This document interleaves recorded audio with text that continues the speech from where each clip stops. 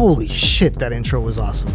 Let's watch it again. This time, pay attention to the smoke. I spent hours getting the smoke to move at the right speed.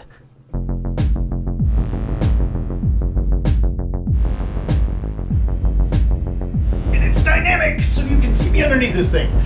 So, as you've probably guessed by now, I'm Tim Webb, and this is Proteus. Now, I'm imagining a lot of people watching this already know exactly who I am, because the nearly 5,000 of you subscribe to me are coming to me for music app videos. But I'm trying to introduce you people to the reefing community, and for the reefing community that finds this video, I'm trying to introduce you to me and what I'm up to here. So, for those people who don't know me, I run Discord.com, and I start off every single morning going deep into the depths of YouTube, trying to find original content. But the recommended list on the side of every YouTube page is just endless distraction for me. So I usually try to avoid that. But one day a year ago, I let myself go down a rabbit hole. It started off with this aquarium that had bubbling up in the center of it. And as soon as I saw that, it hit something in my core. Like I was immediately inspired by this idea of this fishbowl with this life bubbling up in the center, and I related to it. This is where I work, I live, I play right here in my studio. I wanted that life in the center of it. So I'm like, okay, let's look into this aquarium thing. And that aquarium was complete shit. So I had to immediately abandon that plan and start looking at other aquariums. And eventually I hit on the reefing community. And this is where things got really interesting for me. Because I had a tropical fish aquarium as a kid. And it was cool. I liked feeding the fish, but it didn't really keep my attention very much. I was a kid, But the reefing is much more complex. There's things that keep you continuously engaged. It's not just a matter of feeding the fish. So the members of the reefing community know this, and members of my musician community do not know this. So let me explain some of this. There's so much science that keeps this little cubic foot of an ocean alive. Right now my tank is doing what's called a cycle. So for the last several weeks, it's been building up beneficial bacteria inside all the rocks and in the sand, and I've got a whole bunch of stuff in the back that's also cultivating beneficial bacteria. And you need to know that, you need to understand that process. So there was this whole 2-week period where there was nothing going on in this tank. It was just an empty tank with rock and sand because it was all happening on this micro scale. So I have a microscope to show you what was going on there, but eventually it got to the point where the bacteria is eating up the ammonia. And I've been feeding it stuff, even though there was nothing in there, I was feeding the bacteria. The bacteria now are eating up ammonia and turning that into nitrite. And then some other bacteria are turning that nitrate into nitrate, and some other bacteria that are way down at the bottom of the sand bed are turning that into nitrogen gas, and that's just bubbling off. And all of that is this water chemistry. There's all kinds of other things going on besides the nitrate and that, but there's all this chemistry going on, and all of this excited me because it's this culmination of science and art with living creatures that just really got me super excited. As soon as I saw this, I was hooked. But I know me, right? I get excited over a lot of things. Let's calm down. Let's wait a while. Let's see if I'm still into this a while later. So I gave myself a full year. I was doing some research and learning all the things that you need to know about this. But I was, kind of on and off. I didn't want to get myself too hyped. I wanted to give myself some serious time to think about this. And I thought about this, and I wanted this, so I got it. And I'm really glad that I did, because I'm so into it. I'm doing all my water tests, and I'm doing all my water chemistry. I mean, you feel like you are doing science whenever you put on gloves. And there's been a lot of glove wielding of late. And that water chemistry is complicated by the size of this tank. This is a 10-gallon tank with only 8 gallons of water. So any changes in the water chemistry is going to happen really fast compared to a much larger tank. Now, I looked at it because a lot of people are suggesting you start off with a much larger tank, but I don't want a larger tank. I want a little tank right here in my studio. So to even further complicate matters, I want some tricky coral. Anybody can grab a big 120-gallon tank, fill it up with rock and sand, wait a few months, and then start putting in soft corals. But I think soft corals look dumb, and most soft coral tanks look like shit. So let's not do that, all right? I'm going to jump right up to the Stony Corals, and that's a greater challenge because they're a little more temperamental. They want very specific levels of nitrates and phosphates and all these other things that, or they'll die. So this is a high difficulty task on any size tank. It's a really high difficulty task on a nano tank. But I've done that year of research. So this is what this little video series is going to be documenting, is can a noob show up after doing a lot of research and pull off a Nano SPS tank. And that stands for Small Polyp Stony Corals, and everybody that is from the Reef community that has happened on this video is laughing at me right now. They're like, no fucking way, pal. And fair enough, maybe so. There are a lot of people who will tell you that you can kind of jumpstart your reefing just by doing all the homework ahead of time. In fact, some people are saying that something like for every 10 hours you spend researching this, you'll save like $1,000 or something like that. So I've done a lot of research. I think that I can pull this off. Like, I understand all of the core chemistry problems. So we'll see. Can I pull it off? I have my doubts, but I also have enough faith in myself and my research that I'm doing this and I'm documenting it. So you follow along with me and you can see me either succeed or crash and burn. You know, either way, it's going to go on film. Like, I know there's a lot of people in this community that'll do something stupid and then I'm showing you. I'm going to show you. If I fuck up, you're going to see it. So here is what I've done so far this month in building up for this. So we're going to skip the parts where I'm just building a stand and get into the fun stuff here where I'm actually constructing and designing my aquascape. And start off by getting all the dimensions right so I know exactly how much space I have to work with, and trying to give myself an inch on every side so that I can clean the glass without bumping into stuff.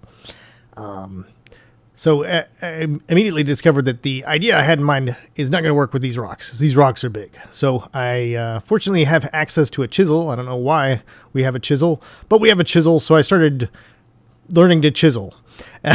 And it started off pretty rough because I'm right there just on our kitchen floor. I did have the foresight to put a cutting board underneath so I'm not destroying the kitchen floor. But yeah, it took me a while to get the hang of chiseling, but once I did, things were really moving along, and I was really happy with how things progressed. And once I had a general idea that was fitting in that space, I started to glue the pieces together, and I'm using a 2-part epoxy and some super glue, and it all started to come together really fast once I got the hang of things.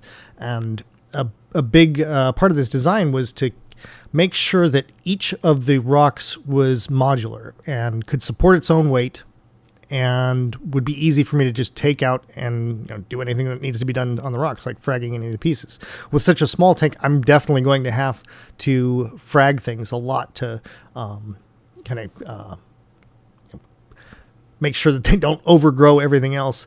I'm going to be able to easily now take out one of the rocks and cut off bits of it to prune it and make sure that that doesn't happen. So as you see there, the first rock on the left is done, and that's a whole bunch of rocks stacked up on top of each other to look like one big rock. And now this bridge that I'm creating is trickier because it's trying to create this cave, but I'm trying to make sure it's going to actually support its own weight. My battery died on the camera, so you don't get to see the end of that, but you will get to see me putting it all together now as I'm throwing it into the tank. And there was a bit that looked off, so I glued on some more stuff. Glad I had a lot of scrap to work with. But every part of that is supporting its own weight, so although it looks like the ones on the right are leaning on the left, it is actually completely standalone. It's actually a few millimeters above the one on the left. And I agonize so much over whether or not the 2 front rocks should be reversed. So there's one on the left, one on the right. I'm trying to think about how that's supposed to go together. And here is some completely gratuitous footage of me working out. One of the most popular YouTubers that features his reef always includes a video of him working out, so I thought that was important to include here. And honestly, I'm really glad I got into shape before getting into this project, because holy shit, I've just been in constant motion. There were days for like a solid week and a half where I would only sit for maybe 5 minutes and meals. Like that was it. I was constantly moving. You see, that's a lot of weight. I'm lifting heavy. I'm tough as hell. And there's some more shots of my ass. And now here's the rest filling in the water, and it's really cloudy right now because all that extra water has disturbed the sand. And here is the final result, and I'm super happy with it. But what you're looking at right now is actually my first experiment. I'd read in some very old reef keeping literature that suggested keeping the tank as it's cycling under blue actinic light with a high alkalinity was supposed to promote coralline algae growth while not creating any nuisance algae. And I didn't get any nuisance algae, but I also didn't get any coralline, so that was bunk. But I figured I'd try that experiment. Here's a look underneath the stand. I'm really proud of the cable management. Like, you see, it's relatively clean. There's so many cables connected to this thing, but all of them are tied up in the back. And here is my auto top off 2 gallons, which lasts several weeks. Like, I actually haven't emptied that thing. And 2 weeks in, and I've got 0 ammonia, which means I can start putting in fish. I actually have had that 0 ammonia since the end of the first week. Red Sea Reefer Mature program suggests adding in some snails at day 10, but there was nothing in here for them to eat, so I didn't do that. Instead, I waited until I added my first fish, and here he is. He is a firefish, and he is my starter fish. He is the Prodigy. I'm a fire starter. This guy is such a pain in the ass to photograph. This is at 1/200th of a second. Here's his front in focus. And here's his tail in focus. You get to see that really cool gradient. Like it almost looks translucent in real life. And here's a picture where I actually got him all in focus. He started to calm down. And, man, he is such a character. I picked him out because of the 2 that were in the tank at the fish store. This one was curious about me, and I was curious about him. So we were just staring at each other, and we'll still do that. Like to this day, we're just like looking at each other. And the snails were pretty funny too, because when I put them in here, this one Astorina wouldn't leave the other Astorina alone because he's got all that algae on his back. And speaking of algae, if you look at the rocks, you'll see some white like stringers that are kind of floating around in the water, and some brown spots. The brown spots are fine, but those white stringers are white slime algae, and that can be really bad. So I did some water quality tests and found I had a little high phosphates. So I did a water change, a 25% water change, and that seems to have fixed it. I'm really glad too, because that stuff can get out of hand in a hurry. YouTuber Reef Girl did a great job of documenting her horrors with that. And I am so glad that a water change was all it took to kill it on my tank. So what you're seeing now is just the brown diatoms and the dead algae, which the snails are loving. And that was my July. So for the many of you that just subscribe for Music Gap videos, and you're looking at this, you're like, well, I don't give a fuck about any of this. I get you, all right? There's only going to be one of these a month, so if that's really too much for you to handle, then go ahead and leave a comment below and let me know how much that pisses you off, and I'll be sure to laugh at you. All right? For everyone else, and especially the reefing community that's seeing this, I hope that you'll subscribe and follow along on this journey. Like, we're going to do the test. Can a newbie who's done his homework show up and create a sustainable Nano SPS tank? We're going to have to find out. Take it easy, folks.